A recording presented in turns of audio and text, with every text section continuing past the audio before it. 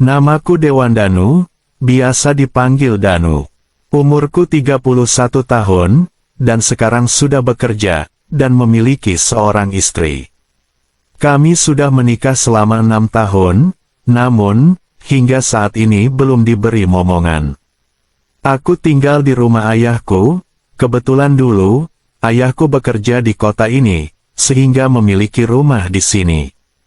Ayahku sekarang sudah pensiun dan mereka memutuskan kembali ke kampung halaman di Semarang, dan menetap di sana, menikmati masa-masa tuanya. Karena rumah itu merasa sayang untuk dijual, maka orang tuaku menyuruh aku dan istriku untuk menempati rumah itu. Dan di rumah yang cukup besar itu, kami dibantu oleh tetanggaku yang tidak jauh dari rumahku, namanya Mbak Ika.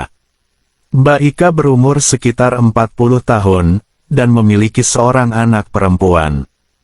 Mbak Ika merupakan keturunan Jawa Manado, perawakannya bukan main, sangat spesial. Tinggi badan semampai, rambut panjang selalu dikat rapi. Kulitnya tidak putih, namun cukup terang, bisa dibilang sawo matang. Mukanya terlihat sangat keibuan, yang menurutku, menjadi daya tariknya. Sebagai seorang ibu rumah tangga, Mbak Ika masih cukup enak dipandang mata. Mbak Ika tinggal bersama anaknya, yang sudah sekolah SMP, sedangkan suaminya, kerja di luar kota, sebagai kuli bangunan. Suaminya pulang sebulan sekali, bahkan, jika kerjanya jauh sampai keluar Jawa, bisa 6 bulan suaminya itu baru pulang. Penghasilan suami Mbak Ika bisa dibilang pas-pasan, karenanya, untuk memenuhi seluruh kebutuhan keluarga, Mbak Ika ingin mendapatkan penghasilan tambahan, sehingga mau menjadi asisten rumah tangga di rumahku. Dan itu, memang ayahku yang meminta, karena sudah cukup lama bekerja di rumahku. Yang akan aku ceritakan ini terjadi, ketika istriku harus pulang ke rumah orang tuanya seorang diri, karena aku tidak bisa dapat libur cuti pada saat itu. Aku jarang ngobrol dengan Mbak Ika, karena kami juga jarang bertemu. Kami biasanya hanya bertemu di hari Sabtu dan Minggu, atau jika aku sedang libur. Jika bertemu, kami hanya saling bertegur sapa saja, dan sangat jarang sekali mengobrol. Selama ini, Mbak Ika tidak pernah menyita perhatianku, dan aku juga tidak pernah berpikir macam-macam tentangnya. Tapi ternyata, hal tak terduga aku alami juga dengan Mbak Ika pada akhirnya. Pagi hari, aku sedang bersiap-siap untuk berangkat ke kantor, ketika tiba-tiba ayah mertua menelpon, dan mengabarkan, jika ibu mertuaku sedang sakit kritis. Ibu mertuaku memang sudah lama sakit-sakitan, namun kali ini, harus dilakukan tindakan yang cukup serius. Aku menyuruh istriku segera mencari tiket untuk menjenguk, dan menjaga ibunya yang sedang sakit. Karena aku masih banyak pekerjaan kantor yang harus diselesaikan, maka tidak mungkin ikut pulang menemani istriku. Sebelum berangkat, istriku sedang berpesan ini itu ke Mbak Ika, urusan rumah sepertinya. Setelah istriku selesai berpesan kepada Mbak Ika, aku segera berangkat mengantar istriku ke bandara. Hari berikutnya, hari Sabtu itu, aku terbangun, karena suara alarm HP-ku. Aku lupa mengeset alarm, karena aku sebenarnya hari ini tidak masuk kerja. Tapi mataku rasanya, masih berat untuk aku buka.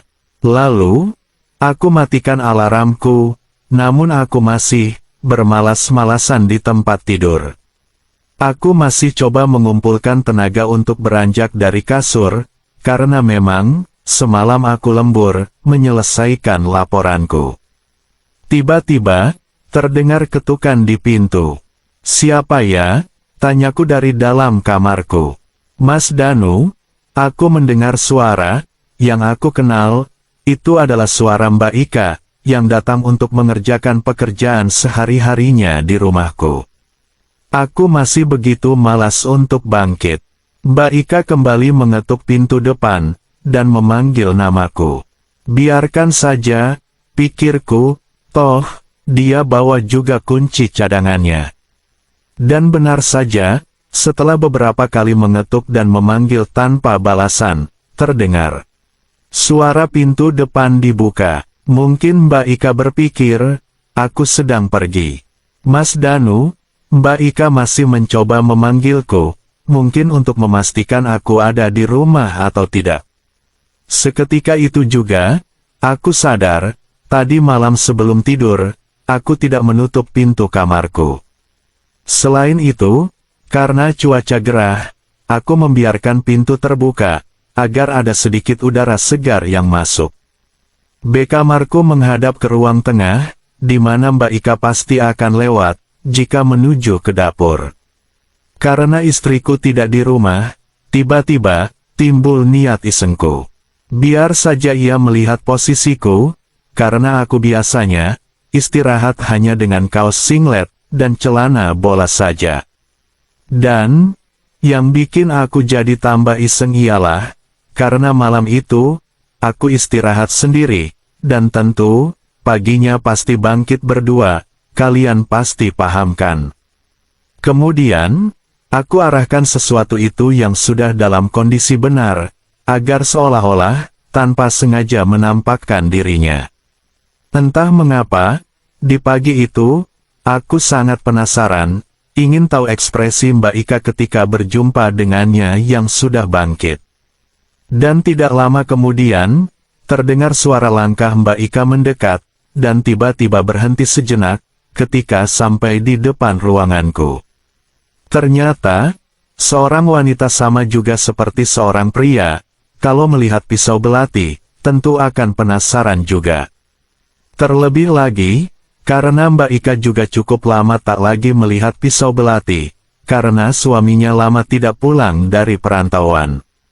Ya ampun, ujar Mbak Ika lirih, namun, aku masih samar-samar mendengarnya, karena saat itu, rumah dalam keadaan sepi. Benar dugaanku, Mbak Ika akan kaget melihat sesuatu, yang dalam kondisi sedang hormat bendera. Aku tertawa kecil, dan pura-pura istirahat. Lama Mbak Ika berhenti dan mengamati panorama alam dengan seksama, yaitu, keisenganku yang aku buat tadi. Mungkin menurutnya, itu sangat lain kali ya, pikirku.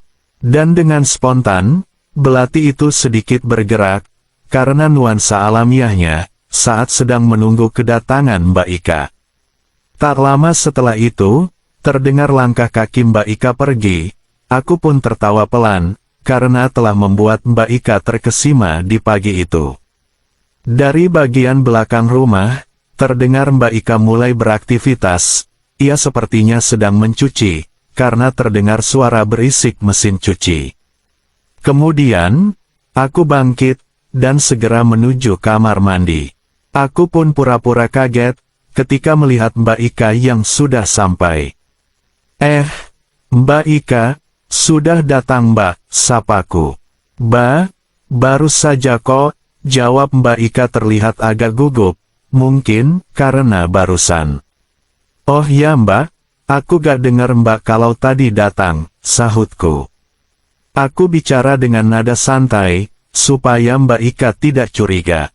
Iya Mas, Mbak tadi ketuk pintu, enggak ada yang bukain, Mbak kira di rumah gak ada orang, ternyata, Mas Danu masih istirahat, ujarnya, yang tampak sudah bisa mengendalikan kondisi. Iya Mbak, tadi aku gak dengar, baru tidur jam 3 tadi pagi, soalnya semalam habis lembur, jawabku beralasan. Oh begitu toh, jawab Mbak Ika, yang tidak curiga dengan alasanku.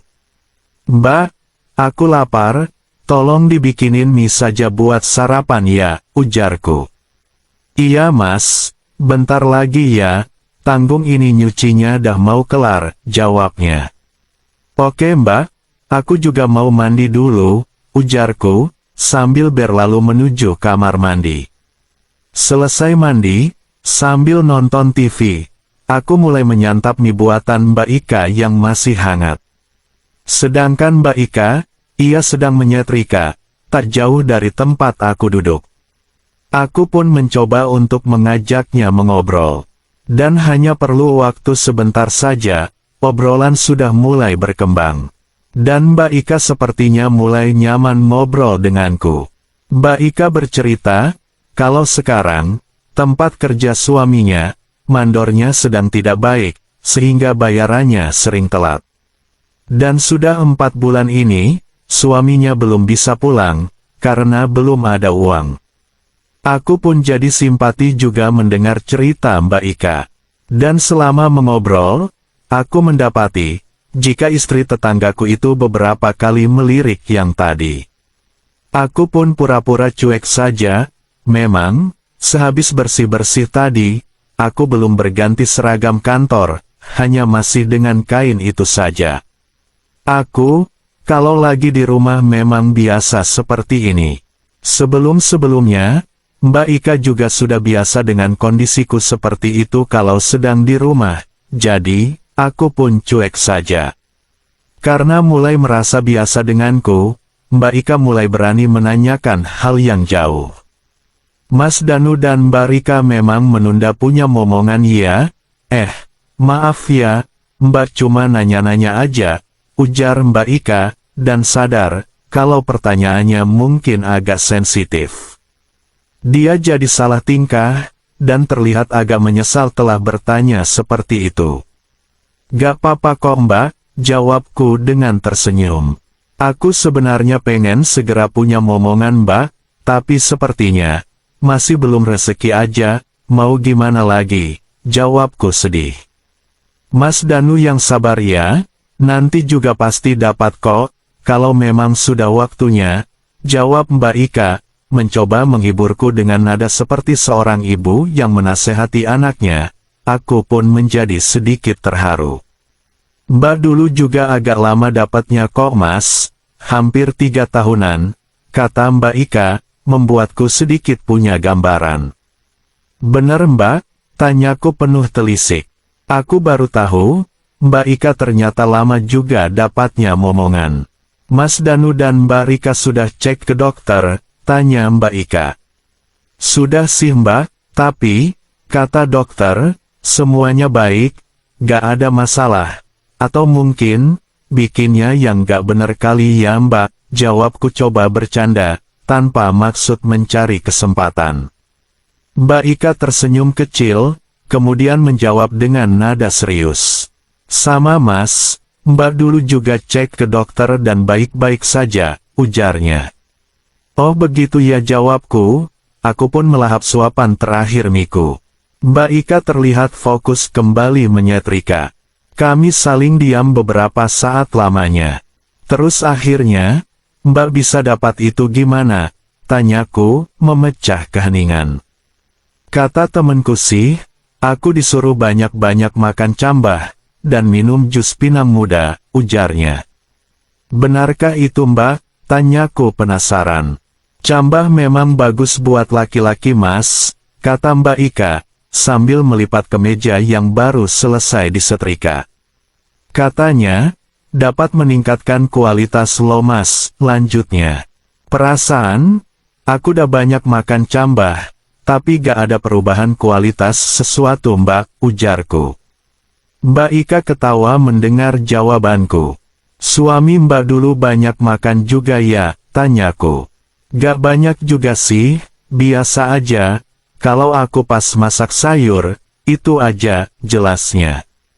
Oh, terus, kalau jus pinang muda, apa suami Mbak Ika juga sering minum, tanyaku penasaran. Kalau itu sih, sering, suamiku biasanya minum dicampur dengan madu, dan kuning telur ayam kampung, biar bagus khasiatnya, ujarnya sambil senyum-senyum. Wah, pasti manjur tuh, jawabku spontan. Lumayanlah, jawab Mbak Ika dengan tersenyum malu-malu sambil menunduk. Suasana terlihat lebih santai, seolah tidak ada sekat di antara kami. Tak lama berselang, suasana jadi hening seketika, dan tiba-tiba, istri tetanggaku itu berkata, Suami Mbak dulu diurut oleh nenek Mbak sendiri Mas, ujarnya. Diurut? Seruku bingung, sekaligus terkejut. Ya, kebetulan nenek Mbak dulu tukang urut. Nenek bilang, supaya bisa cepat dapat buah hati, suami Mbak harus mau diurut, karena menurut nenek, ada syarafnya yang bekerja kurang maksimal, ujarnya, sambil mengusap keringat di keningnya. Sepertinya, hawa panas dari setrika membuat gerah. Mbak si awalnya gak ngerti, tapi, karena gak ada salahnya mencoba, apalagi, yang nyuruh orang tua, kalau gak mau, nanti takutnya, gak bakalan ada rejeki, jelasnya dengan detail. Aku menyimak cerita Mbak Ika dengan serius. Kemudian, suami Mbak diurut sama nenek, dan Mbak juga diajari cara ngurut sama nenek, katanya, supaya berhasil, gak bisa hanya diurut sekali, jadi nenek mengajari Mbak caranya yang benar, agar Mbak bisa ngobatin sendiri nantinya pas di rumah. Sehingga gak perlu bolak-balik ke rumah nenek yang sangat jauh. Nenek juga ngasih ramuan gitu, harus rutin diminum, supaya bisa berhasil, ujarnya. Setelah setrikaannya selesai, Mbak Ika mengusap butir-butir keringat di wajahnya, dengan bagian bawah kaos. Otomatis, kaos itu sedikit mengangkat, dan terlihatlah olehku, panorama alam nyata, yang begitu indah. Seketika, aku grogi dan kelabakan, karena saat ini, istriku tidak di rumah. Mbak Ika berjalan ke dapur, dan mengambil segelas air minum. Setelah minum, ia kembali mengusap keringat di dahi dengan punggung tangannya. Mbak Ika menyisir rambutnya ke belakang dengan jari, mengumpulkannya menjadi satu, dan mengikatnya dengan karet gelang. Dia berjalan menuju mesin cuci, dan mulai mengeluarkan baju yang telah selesai dicuci untuk dijemur. Aku melihat jam dinding sudah jam 9, aku sebenarnya mau buka laptop, tapi rasanya masih malas. Aku berjalan ke belakang untuk cari angin, dan kulihat, Mbak Ika agak kesulitan menjemur selimut. Aku datang mendekat, membantu Mbak Ika menaruh selimut itu di tali jemuran. "Makasih Mas," ujarnya menyadarkanku. Iya, gantian, aku yang gugup, karena tadi aku sempat memperhatikan panorama alam indah dan nyata tersebut." Kemudian, istri tetanggaku itu melanjutkan menjemur sisanya. Aku berdiri bersandar di dinding, tempat ujung tali jemuran ditambatkan, sambil memperhatikannya. "Mbak, aku jadi tertarik juga urut buat obatin sama neneknya Mbak Ika, siapa tahu berhasil juga," aku melanjutkan obrolan kami tadi. "Gak bisa Mas," sahutnya dengan tegas. "Loh, kenapa Mbak?" tanyaku bingung, karena aku serius. "Masalahnya Mas, nenek Mbak sudah meninggal 1 tahun yang lalu," jelasnya. "Oh walah, maaf Mbak, aku gak tahu neneknya sudah tiada. Kalau saja nenek masih sehat, mungkin aku bisa berhasil juga kali ya Mbak," ujarku dengan pandangan kosong. Jujur, ada sedikit perasaan kecewa dan sedih dalam hatiku. Sebelum Mbak Ika sempat menimpali, aku menyadari sesuatu. Bukannya Mbak Ika pernah diajari caranya ngobatin ya?" tanyaku. Mbak Ika tiba-tiba berhenti bergerak, dia kaget dengan pertanyaanku. Mbak gak bisa," jawab Mbak Ika agak gugup. "Loh, tadi kan Mbak cerita, kalau Mbak diajari caranya, supaya Mbak bisa ngurut, tanpa harus ke rumah nenek, suami Mbak kan cuma sekali diobatin sama nenek, iya kan? Selebihnya, Mbak Ika yang ngurut buat ngobatin kan, iya kan Mbak?" tanyaku dengan serius. "Bukan gitu Mas Danu," Mbak Ika menjawab sambil berjalan masuk rumah. Keringatnya sepertinya semakin menjadi saja, kenapa Mbak Ika panik, pikirku. Aku berjalan masuk rumah mengikutinya. Mbak Ika menuju ruang tengah, dan duduk di depan TV. "Jadi gimana Mbak, masa Mbak gak mau bantuin aku sih, please," ujarku serius. "Bukannya Mbak gak mau bantuin ngobatin Mas Danu, Tapi Mbak gak bisa, jawabnya, lalu menarik nafas dan melanjutkan. Soalnya, cara ngurut ngobatinnya itu, pokoknya Mbak gak bisa Mas, ujar Mbak Ika gelagapan. Aku memandang Mbak Ika yang tampak bingung. Mbak Ika menarik nafas panjang, seperti sedang mengumpulkan kekuatan. Mas Danu, Mbak gak bisa membantu, karena yang itu ada di situ, ujar Mbak Ika yang makin pelan suaranya, dengan muka tersipu, karena ragu untuk mengatakannya. Pisau belati Mas, kata Mbak Ika terbata-bata. Seketika, aku seperti disambar petir di tengah malam. Akhirnya, aku paham dengan kebingungan Mbak Ika. Dan aku mendadak jadi malu, kalau memaksa Mbak Ika untuk mengobatiku.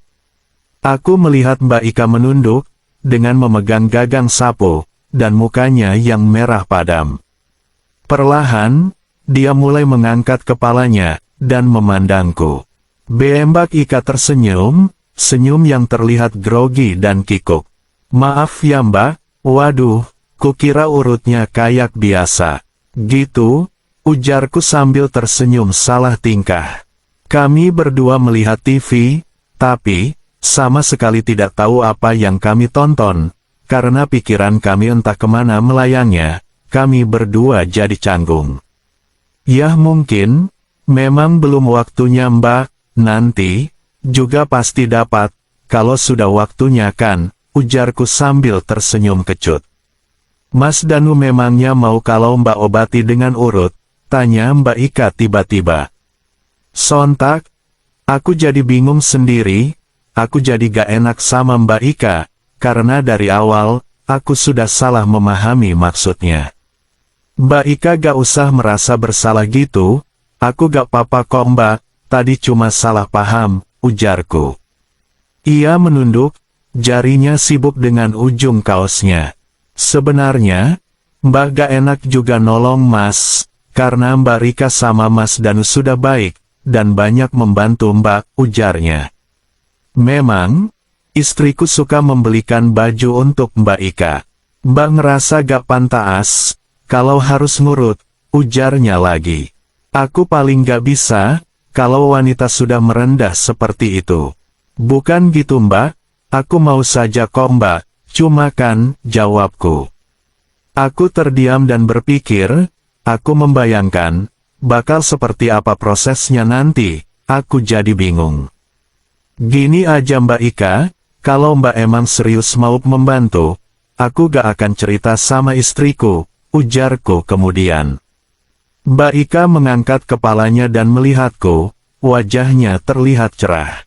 Mas Danu serius, jawabnya masih tak percaya. Serius Mbak, jawabku, dan kami saling terdiam sejenak. Terus terang aja, aku juga sedikit grogi masalah urutan ini. Aku bingung harus bagaimana memulainya.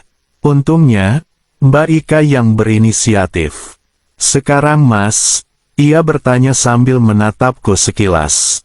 Suara Mbak Ika terdengar agak gemetar, mungkin karena grogi juga.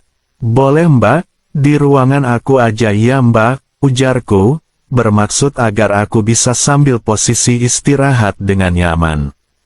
Mbak Ika mengiyakannya, ia pun berjalan mengikutiku. Sampai di ruanganku, aku masih bingung. Gimana nih Mbak, tanyaku kemudian. Harus ada handbody Mas, ujarnya. Oh, ada Mbak, jawabku, aku segera mengambil handbody itu.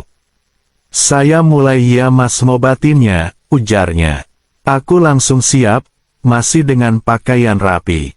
Detak jantungku mulai tak beraturan. Aku pikir, Mbak Ika akan langsung mengurut untuk obatin pada intinya. Ternyata, Mbak Ika mengobatinya di tempat lain dulu. Aku meringis menahan sakit saat ia obati. Sabar ya Mas, emang sedikit agak sakit, karena Mas Danu jarang terapi, sahut Mbak Ika. Tak lama kemudian, maaf ya Mas, Mbak terapi di sini ya, ujar Mbak Ika melanjutkan urutannya, pada posisi intinya. Gak apa-apa Mbak, obati aja, jawabku. Dan terapi itu pun dimulai, tepat pada intinya, pisau belati. Aku mencoba mengalihkan perhatiannya. Aku pun sangat tersipu jika ketahuan olehnya, karena baru saja mulai diobati, sesuatu itu sudah spontan langsung menghormat. Tapi, lama-kelamaan, refleksi penyembuhan itu membuatku merasa nyaman. Aku hanya bisa menutup mata, sambil merasakan kenyamanan akan proses penyembuhan. "Mas, balik ya," ujarnya, dan seketika, detak jantungku meningkat dengan pasti, telapak tanganku mulai terasa ingin. Dengan kondisi yang sudah tidak karuan, aku segera mengikuti perintahnya. Aku melihatnya juga sama gugup denganku. Kepalanya menunduk, tak berani menatap. Setelah aku mendapat posisi nyaman, aku kembali menutup mata, biar ia lebih fokus dengan penyembuhannya. Begitu Mbak Ika meneruskan tugasnya, aku terus berusaha mengendalikan diri, agar jantungku tidak berdetak terlalu cepat. Getaran-getaran indah mulai kudapati, tangan dingin itu dengan telaten bekerja. Aku merasa semakin bergejolak, kurang lebih 15 menit berjalannya waktu. Selama itu pula, aku menutupi rasa tersipu, karena sesekali dipandangi. Ia mengusap keringatnya, sepertinya, dia cukup tenang dan tetap fokus pada pekerjaannya, meski kondisi dan suasana saat itu sangat mendukung. Mbak Ika, panggilku, karena pembaca pasti tahu, gimana rasanya." "Nyantai aja Mas Danu, biar hasil pengobatan terapinya terasa nanti," ujar Mbak Ika, berusaha menenangkanku. Aku lihat, Mbak Ika sepertinya menghindari memandangi pemandangan alam itu langsung. Pandangannya lebih mengarah ke atas. Tiba-tiba, sontak aku kaget, karena ia agak membungkuk ketika itu. Aku dapat menyaksikan panorama alam indah itu sedikit. Apakah ini disengaja? Pikirku dalam hati. "Mbak, bagus banget ya pemandangan alam itu," ujarku membuka percakapan. "Apanya Mas?" Mbak Ika tidak menyadarinya. Maklum saja, dia mungkin heran dengan keadaanku. Suasana menjadi hening, terlihat Mbak Ika merasa tidak tenang, seperti ada sesuatu. Aku pun menerka-nerka, mungkin dia terbawa suasana dan kondisi saat itu juga. Aku mendapati ia meliriknya, sadar aku memperhatikannya, Mbak Ika lalu membuang muka, dan pura-pura fokus mengobati lagi. Kemudian, aku bertanya, "Jadi gimana Mbak, masih normal gak belatinya?" tanyaku. "Masih bagus, normal kok Mas," jawab Mbak Ika sambil tersenyum. Aku pun juga tersenyum, dan kembali menutup mataku. Sebenarnya, aku ingin Mbak Ika juga bisa merasakan ketenangan itu, tapi aku bingung mengatakannya. Mbak Ika," aku kembali memanggil namanya, untuk mengalihkan semua rasa yang hadir di kala itu. "Iya, kenapa Mas?" sahutnya. Aku masih berusaha mati-matian untuk mempengaruh, tapi aku tetap saja tidak bisa. Dan aku pun juga penasaran, dengan apa yang Mbak Ika pikirkan saat itu. Aku berpikir, mencari cara bagaimana agar Mbak Ika mengerti. Mbak kudu tanggung jawab," ujarku terbata-bata. Mbak Ika malah terdiam, tidak menjawab keluh kesahku, namun, tak lama kemudian. "Mbak ngerti Mas," ujarnya, dan aku pun paham maksud dari jawabannya. Dan ketika aku mengambil buah naga itu, Mbak Ika tidak marah. Malah dia membantuku untuk terus berada di situ. Akhirnya, aku benar-benar sudah lupa dengan istriku, yang sedang menjenguk orang tuanya. Dan setelah aku melangkah semakin jauh, Mbak Ika berkata dengan santun, "Mas Danu, kok jadi gini sih?" ujar Mbak Ika dengan pelan. "Mbak jadi gak bisa lanjutkan urutannya," ujarnya lagi. "Bantuin aku ya Mbak, please," kataku serengah berbisik. Mbak Ika hanya mengangguk, Dan akhirnya, saat itu, benar-benar sukses besar. Selain mendapatkan jus buah naga yang segar, aku juga mendapatkan pengobatan yang sangat luar biasa. Singkat cerita, beberapa bulan berikutnya, aku dan istriku berhasil memperoleh momongan. Buah hatiku pun hadir dengan kondisi sehat, dan kami sangat bahagia. Kemudian, aku pun berterima kasih ke Mbak Ika, istri tetanggaku itu, yang telah membantu mengobatiku.